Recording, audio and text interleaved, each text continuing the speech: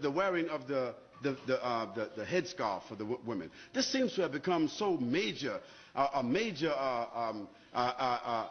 aggravation. Why should women who want to wear a veil, why should this have been such a source of aggravation today? Why is that? I don't understand it. I mean, if a naked woman walked in this room here, meaning wearing a bikini or a G-string, she would have the right to just walk just like anybody else. If a woman came down here and she was wearing a G-string and walked right across here and went back upstairs and came down, matter of fact, there was 2 or 3 of them, we would be like, whoa. What's going on here? But we couldn't say anything because it is accepted in the society for a woman to wear this in public. And there are some beaches in this country and some places in this country where you got some people call themselves naturalists. You know what they are. I don't have to tell you. That is, they believe that they should just walk around all the time naked. Now that we can't make a judgment call because according to legislation, the naturalists have a right. There's a man that was running across the whole UK for 3 months. Can you imagine that? 3 months with nothing but a hat and a pair of boots on. I mean, he's running. Can you imagine a man running through a village? Nothing but a hat and a pair of boots on. Because he's a naturalist and these are his constitutional rights. And for 3 months, nobody could say anything about it. Well, I say that in a society where people are allowed to express themselves that way, why should there be a problem about Muslim women, whether in the schools or otherwise, choosing the preference to cover their heads or to cover their bodies with loose garments? Why should there be such an uproar? Why is there the need for the media to assault and say Muslims want to take over our society and Muslims want to impose their values upon us and so forth?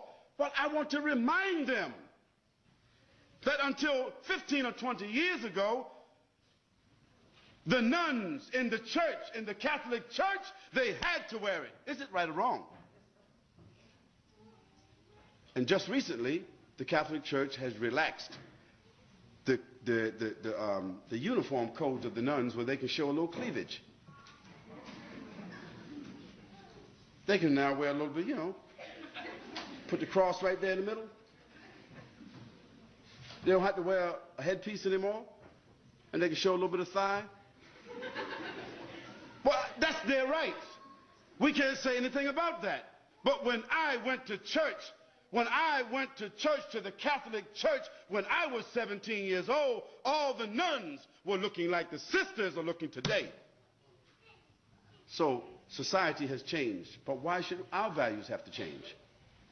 Those Muslim ladies who want to wear the full scarf and want to wear loose clothing, they're doing so because God said so, not because their husband said so, not because they're Arabs or Indonesians or Malaysians or Africans.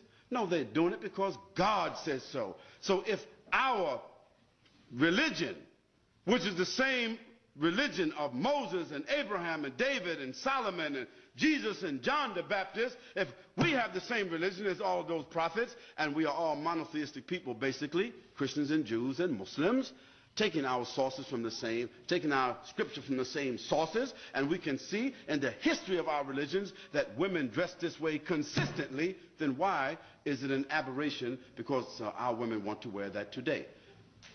What do they want our women to do? Do they want our women to take off their head scarves and all put on G-strings? Would that be sad? Or now y'all all the same now, it's okay. No, we say it's not okay. And we say, as Muslims, we have the right to preserve what we consider to be decent and dignified clothing and apparel and appearance. And we think that we are fortifying. We think that we are making a good moral contribution. We think that we are doing something that will support the morals, the principles and the status of women in this society. We say that's what we think we're doing. And do we have the constitutional right to make what we consider to be a moral contribution to the fiber of this society based upon our religion? Of course we do. And we don't have to apologize. And if somebody wants to know, if we are unable to explain, we do not have to explain. But what we should do is, the people of the media, or the people of government who feel that they don't understand what's going on, we should send them to people who are qualified to expound upon this issue in a dignified, educated way, so that people would not think somehow or another that all these women who are wearing these scarves got an AK-47 underneath their scarves, or they got a bomb, they coming inside somewhere with a bomb. You know, stereotypes. But the issue is, we Muslims, the Muslim ladies in particular, you do not have to explain to anybody why you are dressed the way you are dressing. Just like others who are undressed do not have to explain to anybody why they are undressed.